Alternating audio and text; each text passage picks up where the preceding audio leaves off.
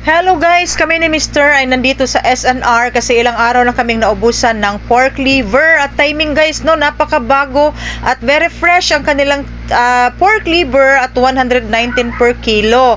And then meron din tayong dial na sabon, meron tayong old Captain Spice na deodorant, cookies, chips ahoy, Nescafe, Head and Shoulder, and peanut butter para sa bahay natin yan. So, si Mr. ay nagkuha sa resibo kasi siya ang nagbabayad na gamit na naman ng credit card. Okay, at kami ay uuwi na guys, galing kami sa palengke. At dumaan lang ako dito at nagbabaka sakali akong may pork liver sila na bago at maswerte tayo at nakakuha tayo ngayon.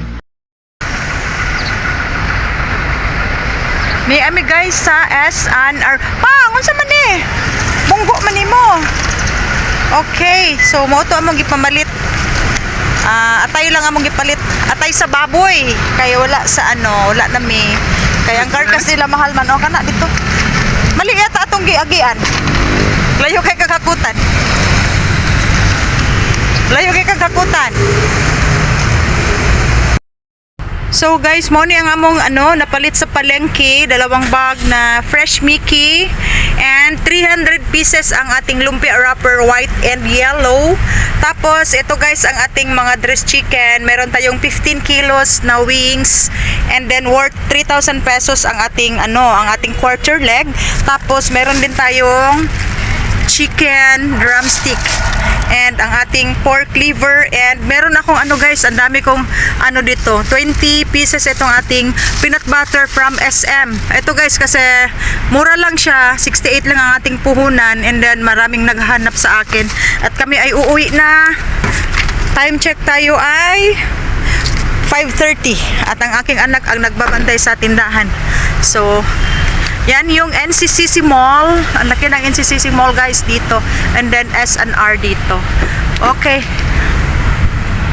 So mo ni guys ang pork liver na gipalit sa SNR. So giripak-ripak na ko na siya, no, ang uban mga half kilo, 400 grams, kay ang among customer dili man na sila mo palit gyud og by kilo, no, by kilo diri sa mua 50 pesos lang. So giripak ko na siya daan unya ang akong gigamit nga cellophane katong PE, katong dili siya mudikit sa freezer, kay pag frozen na siya unya mudikit siya sa freezer, mangit nga mga gisi ang cellophane. So magripak na pud tag usab, baluto na pud siya usab sa cellophane. So gwapo kayo ang PE gamiton.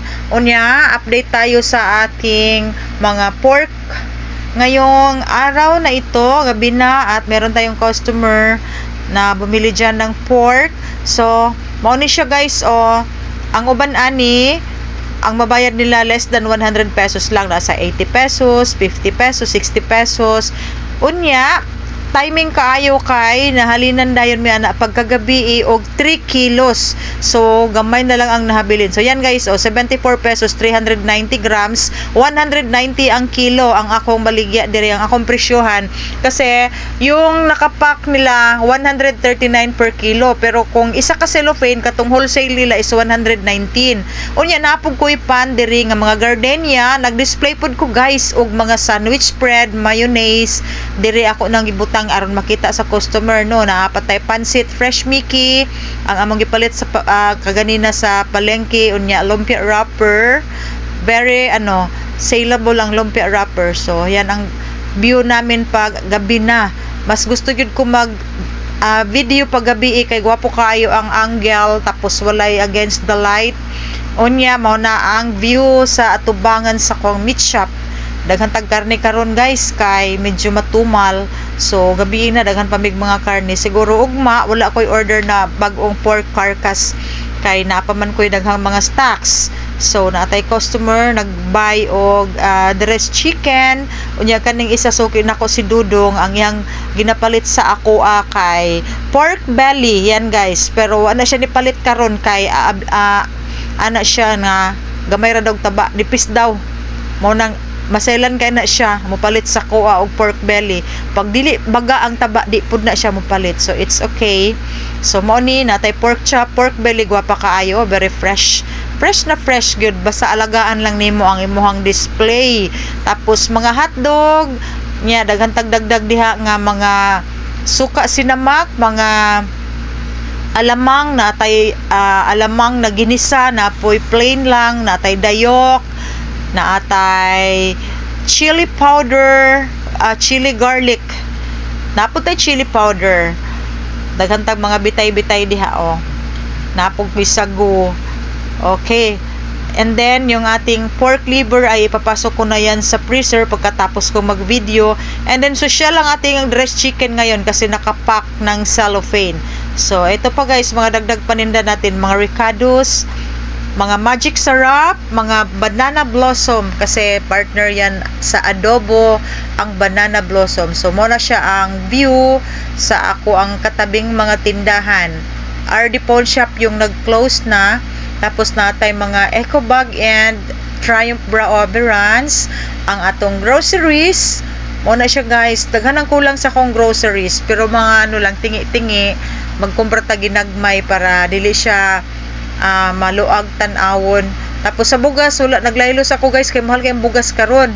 Unya mo ni ang akong freezer sa mga hotdog, nara akong french fries, 1/2 kilo yan siya, 75 pesos. Daghan kay kog french fries kay nag-order ko last day og isa ka case ang ako ang 1 kilo na Virginia french fries, tapos naapog koy 3 packs nga tag 2 kilos. Mo na siya ang akong i-repack tag 75 ang 1/2 kilo. So daghan kay tag french fries, daghan kay stocks ang akong freezer.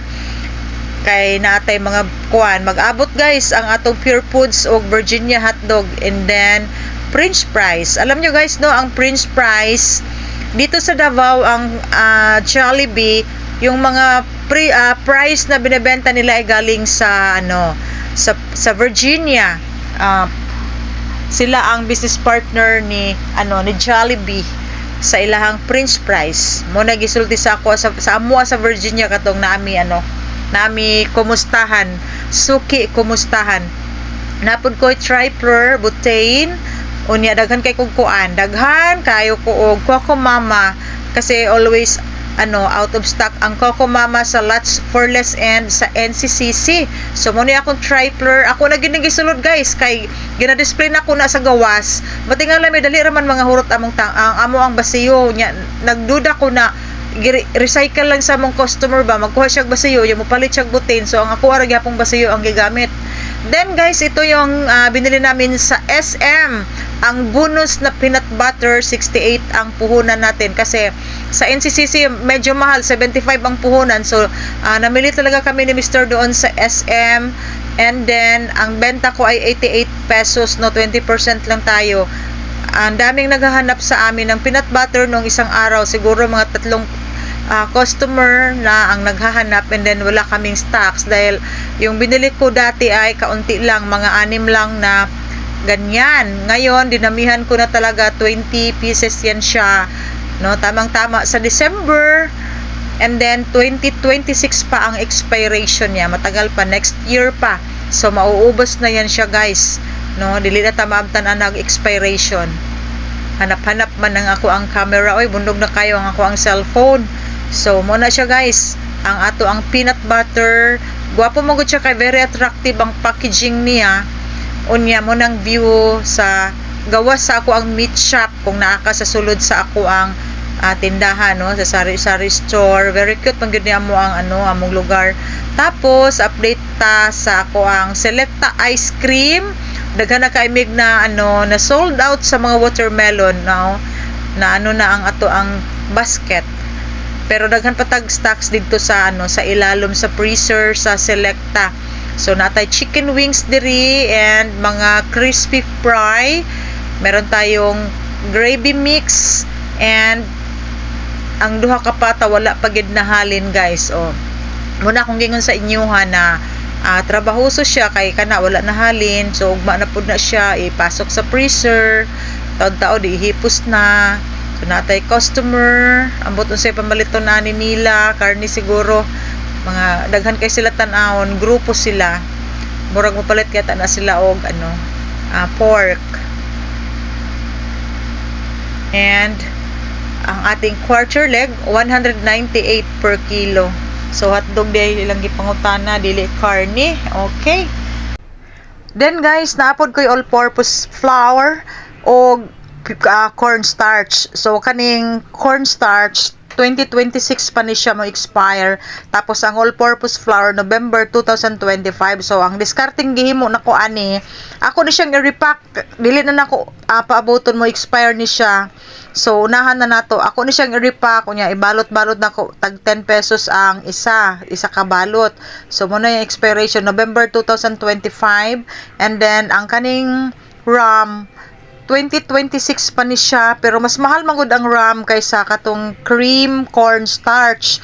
So ako na lang ni siyang i-repack kay nahutdan naman pud ko og cornstarch na tag 10 unya 1/4 kilo nahudtan na pud ko. So kani ako na lang ni siyang i-repack para maka-restock ta og bag-o.